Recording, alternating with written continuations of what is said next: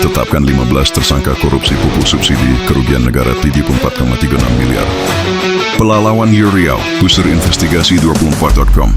Kejaksaan Negeri Kejari, Pelalawan secara resmi menetapkan 15 orang sebagai tersangka dalam perkara tindak pidana korupsi, tipikor, penyimpangan penyaluran pupuk bersubsidi pada tahun anggaran 2019 dan 2022 di sejumlah kecamatan di Kabupaten Pelalawan, Provinsi Riau.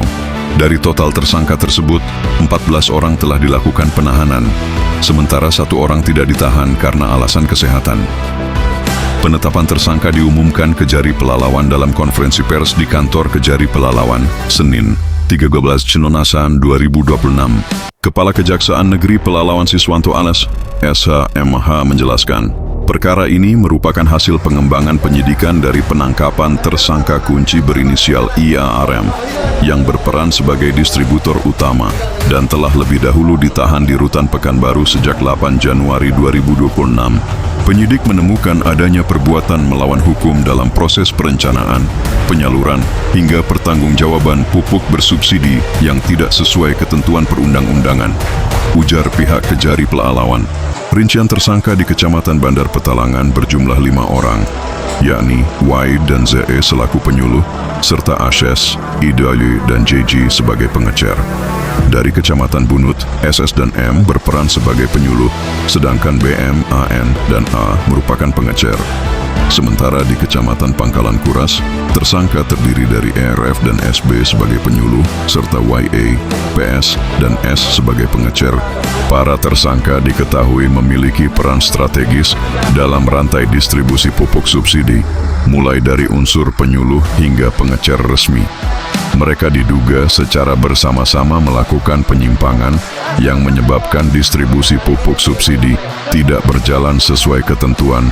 Modus operandi yang terungkap antara lain penyaluran pupuk tidak sesuai alokasi dan peruntukan, manipulasi data petani penerima, serta distribusi fiktif, sehingga pupuk subsidi yang seharusnya diterima petani justru tidak sampai ke tangan yang berhak.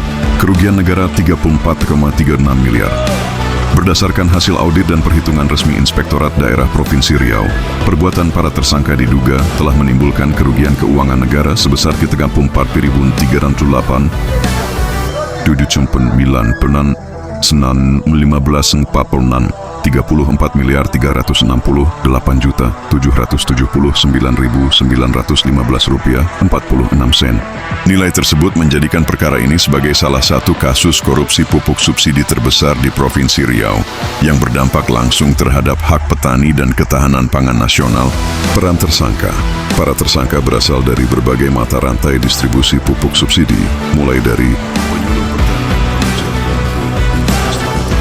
Kejaksaan Negeri Pelalawan menegaskan keterlibatan penyuluh pertanian menjadi perhatian serius, mengingat peran mereka seharusnya sebagai pengawas dan pendamping petani, bukan bagian dari praktik penyimpangan, bukan kesalahan administrasi. Kejari Pelalawan menegaskan bahwa perkara ini bukan pelanggaran administratif, melainkan kejahatan korupsi yang memenuhi unsur perbuatan melawan hukum dan mengakibatkan kerugian negara. Kami berkomitmen menegakkan hukum secara profesional, transparan, dan akuntabel, khususnya dalam perkara korupsi yang berdampak langsung terhadap kepentingan petani, tegas Kejari Pelalawan. Penyidikan masih berkembang. Dari 17 orang yang telah dipanggil, sebanyak 14 orang hadir dan diperiksa, sementara 3 orang lainnya mangkir tanpa keterangan. Kejaksaan memastikan akan melakukan pemanggilan ulang dan penjemputan paksa akan dilakukan apabila kembali tidak kooperatif. Penyidikan disebut masih terus dikembangkan untuk menelusuri kemungkinan keterlibatan pihak lain, baik secara struktural maupun administratif. Tidak tertutup kemungkinan adanya penambahan tersangka baru apabila ditemukan 2 alat bukti yang sah. Himbauan Kejaksaan. Meski telah menetapkan 15 tersangka, Kejari Pelalawan mengimbau seluruh pihak untuk tetap menghormati asas praduga tidak bersalah, serta mempercayakan sepenuhnya proses hukum kepada aparat penegak hukum. Assalamualaikum warahmatullahi wabarakatuh. Waalaikumsalam. Terima kasih rekan media yang telah lama menunggu kegiatan kami pada hari ini. Mungkin ini udah lama yang ditunggu oleh media, bahwasanya hari ini kami menetapkan 14 orang tersangka kasus penyelewengan subsidi pupuk di 3 kecamatan. Untuk rekan-rekan ketahui bahwasannya tanggal 8 Januari kemarin kami menangkap salah satunya dan telah kita tahan di rutan Pekanbaru. Mohon maaf kami tidak konferensi pers pada saat itu karena takutnya yang kita panggil tidak datang.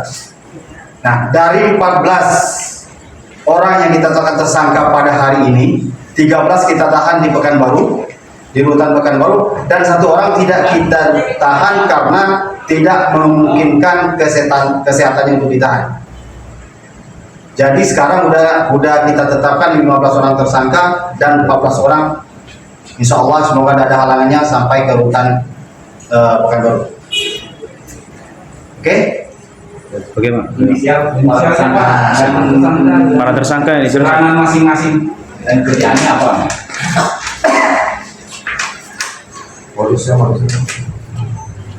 Yang pertama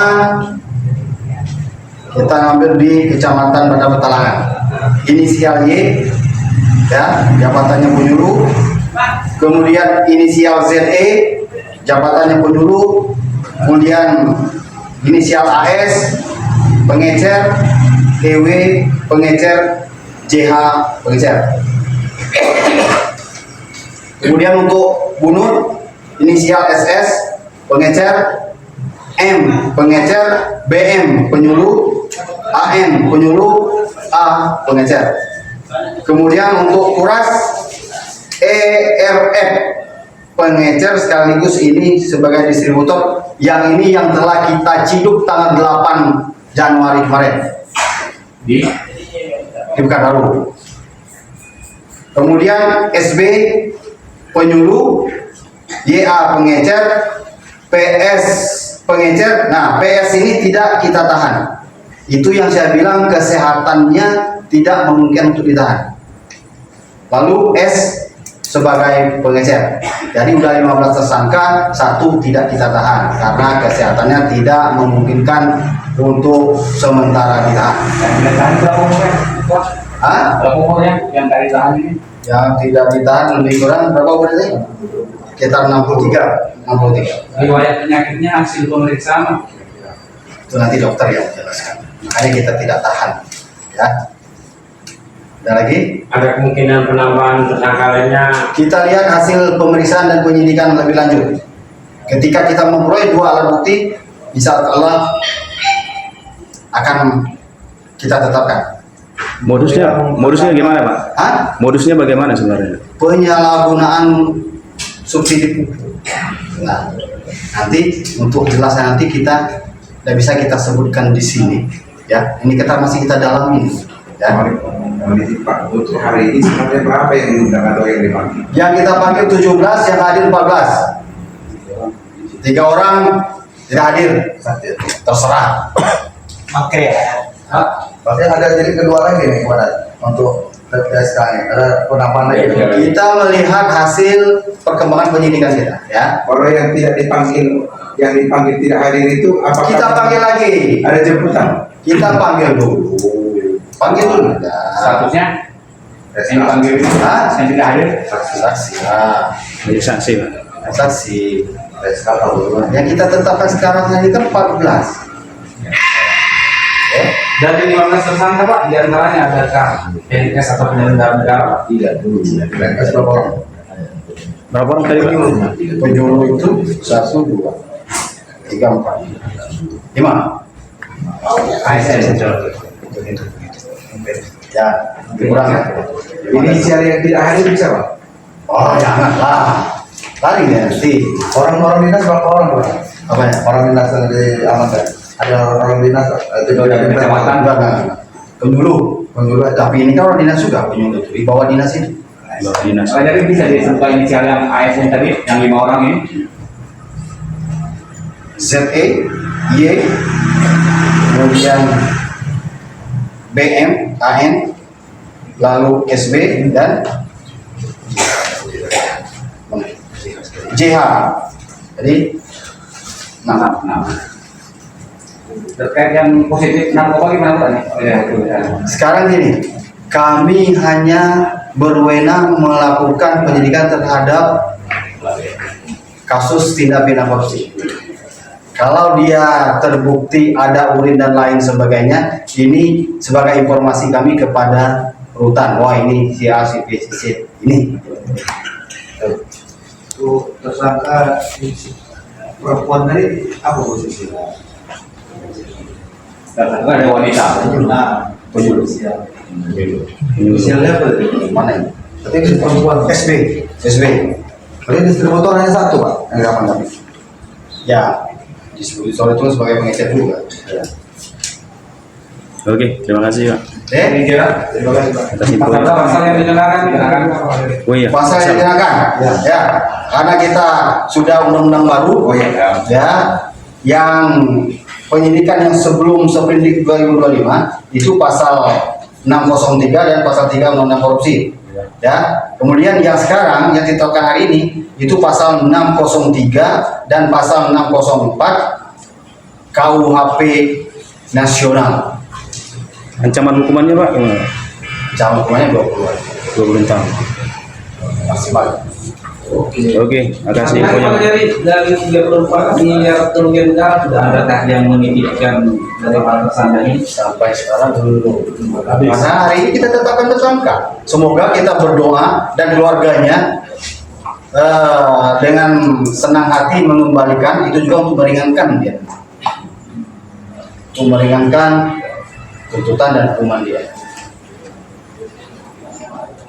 Oke. Terima kasih ya. Penulis berita Jono Mes, sumber berita tim PPWI Pelalawan,